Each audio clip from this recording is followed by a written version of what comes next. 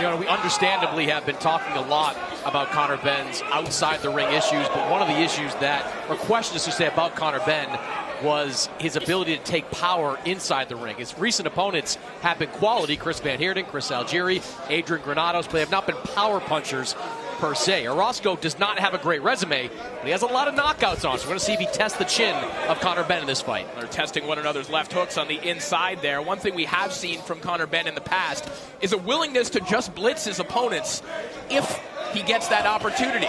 Big right hand right there. That's a money punch for Conor Benn. But yeah, he doesn't just blitz them, Corey. He has an intelligent pressure. He has upper body movement. Looks for the foot positioning. He's always in position to throw the big punches, the thunder behind that right hand. Well, Benn did say, as he lands a nice right hand to the body, that he's not just going to performatively try and get some rounds in to knock the rust off. If he gets the opening, he's going to be the old Conor Benn and go for that knockout. Yeah, and he's going to go for it with that right hand. He's setting it up on looping right hands with that heavy right hand to the body already. And there it is right there. See, nice and straight. When normally we see Benn, pushing the action, looking for the shots, stalking his opponent. Right here he's on the back foot. Right hand connects there from Orozco. Benn rides with it a little bit, comes right back with his own right hand. I like to see Conor Benn start stabbing the taller Orozco to the gut. Get him to fold in half. Nice right hand by Orozco. Orozco starting to push Benn back a little bit. And that's the thing about long layoffs, man. The cobwebs, you need to shake them off round by round. And you're not accustomed to getting hit. You need to get accustomed to getting hit. Orozco has a big punch. Hard right hand there from Benn. You can tell that Orozco's not bothered by the power of Conor Benn right now. Orozco applying an immense amount of pressure, reckless pressure perhaps. And Benn forced to deal with it here in the corner. He's getting that advice from his corner. Every time Orozco comes with an eye shot of his corner, they're waving him in, telling him to put the pressure on Conor Benn. I mean, that's Mexican style. You can expect Rodolfo Orozco to get hit with some shots, but he's going to keep digging away. Yeah, Benn's going to have to start using other tools in his toolbox. That right hand that's been so successful in his last couple of fights. Look at that right hand from Benn, and that staggered Orozco back. Not only that, but it was a left body shot that also got the attention of Orozco. Orozco in trouble along the ropes right now. Benn measuring him, lands a nice uppercut. Love that uppercut by Conor Benn. That's going to set up the looping overhand right. The money shot of Conor Benn.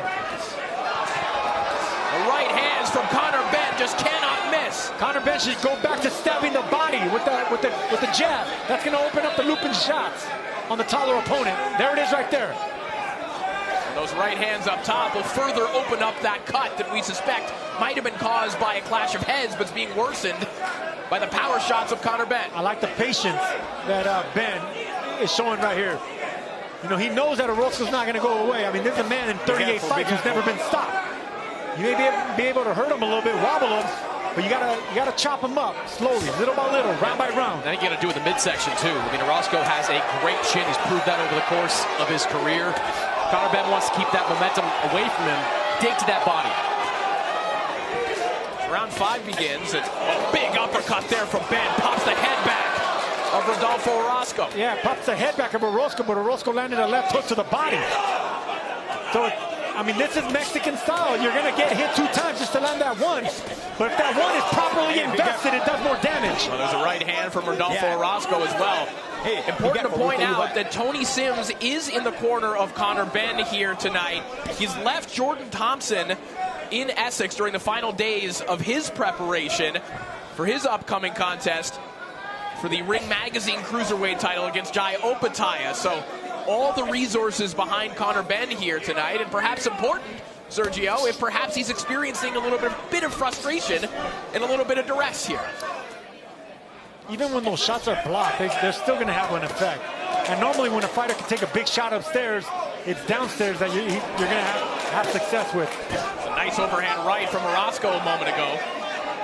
Chris, something you pointed out earlier in the fight was weight, and I think it's worth mentioning that Benn has really only ever fought as high as about fractions above 147, and tonight he's in with a monstrous 154-pounder. He's in with a big 154, but You see Conor Benn landing more big shots. You know, Rodolfo Orozco has been a welterweight, junior middleweight as well, so it's not like he's this middleweight coming down to fight Conor Benn at this weight. He's just a big guy in this weight class. Well, that's one of my takeaways from Conor Benn. It's like, oh, big left hook from Benn. Sorry, Chris. No, Conor Benn wants to fight guys between 147 and 160, but you know, whether it's Chris Eubank, Gennady Golovkin, any of the top guys in and around that weight class, this might be a lesson to Conor Benn that maybe conquering welterweight first might be the best path. Rodolfo Orozco with one of the most extraordinary growth spurts in boxing history. He started his career, mind you, at the age of 16 as 108 pounds, but then grew both in weight and in height and is now a 6'1", 154 pounder. Corey, I didn't bring that up during my last point there because I didn't believe it. When I saw that on BoxRec, I didn't believe this guy started his career at 108 pounds. I still don't believe it. Ooh, good body shot by both fighters. And was looking for that uppercut again. Orozco forces him back, lands another chopping right hand. Hard left hook to the body from Benn. No lo blow. Orozco reminds me of another fighter from Sinaloa, and that's Jesus Soto Caras. You know, a fighter that would take 2 punches to land one. Keeps his high guard, coming forward, always looking for uppercuts for a tall fighter. Loves fighting on the inside. Orozco, I don't know if he has noticed, has been purposely using his head in this round. Well, we just saw a clash of heads right now. We'll see if it had any effect on Conor Benn, who rips a left hook as he pivots off the ropes. Yeah, those are dirty tactics sometimes that are applied, and if the referee's not going to warn you, he's going to continue doing it, especially after being cut himself. Let him go. Push him. And you could see Conor Benn, who was breathing, you know, heavy in that corner, on the back foot, holding on a little bit more. Hard right hand from Benn, and another one, and a left hook. And how does Rodolfo Orozco continue to take these? That's a big shot, man. I mean, I mentioned Antonio Margarito earlier, and, you know, that man took a vicious punch. Go back. You okay? Orozco's taking some big shots right here and keeps coming forward. You just saw a little bit of a smirk from Conor Benn there. I think he's even surprised that Orozco's standing up to all this. Go back. Orozco showing an outrageous chin here tonight. And Benn should already be accustomed to the fact that, you know, Orozco's not going to go anywhere. So just don't make mistakes. Smother his attack like he's doing right there. Get on the back foot, use your jab, and get out of these last round and a half. All right, Chris, let's take a look at your scorecard. Yeah, I've got it 79-73, 7 rounds to 1 in favor of Conor Benn. Orozco has made this a really entertaining fight, and his ability to take punches has been terrific, but clear rounds being won by Conor Benn at this point. That left hand hurt Orozco to the body. Finally showed signs of being hurt right there.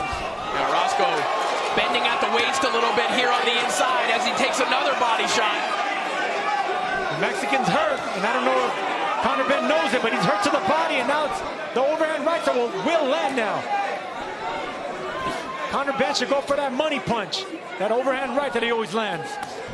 Orozco showing signs of the possibility that he can wilt, that something can hurt him. Clearly showing signs. There it is right there. There's that overhand right. It just missed. Well, that one sent Orozco stumbling back, and now Benn on the attack here with about 30 seconds remaining in round 9. I don't know if that right hand missed, Sergio. The way Orozco reacted to it, he turned his back to Conor Benn and looked like he was out. Oh, I didn't say it missed. I just said it wouldn't land cleanly. It was a glance punch, and his back was towards us. But we've seen the sweat fly. Let you go. Another good body shot there by Benn. Orozco actually slipped away from it, but go back. Still landed. You know, I'm sure Conor Benn is banging with bigger guys, bigger fighters in the gym, but a fight like this, maybe you learn something from it. Maybe you figure that, hey, maybe I'm not ready to fight at 154 or 160. Because if you're having trouble getting a guy like Orozco out of there, no disrespect to him, but how much trouble are you going to have against some of the more elite in the junior middleweight and middleweight division? No, but you also got to, you know, take in mind the inactivity. You know, the inactivity also. I get true, Sergio, but he's always going to be a smaller junior middleweight and a very small middleweight. Well, I guess the question, guys, is this just an exceptionally durable opponent that he's in there against? Yes, absolutely. You can expect that from a lot of Mexican fighters, young Mexican fighters. I mean, Orozco's 24 years old, but he already has 38 fights. Never stopped. At the same time, though, other better opponents are going to have more firepower than Orozco. They're not going to stand there and take the kind of punishment that he's taking. Closing moments of what was an entertaining co-feature, an incredible display of punch resistance from that man, Rodolfo Orozco. Ladies and gentlemen, after 10 rounds of action here in Orlando, we go to the judges' score totals, and they read as follows. David DeYoung and Frederick Flutie both scored this bout 99-91. Alexander Levin scores the bout 96-94. All three for your winner by unanimous decision, and still undefeated, Conor the Destroyer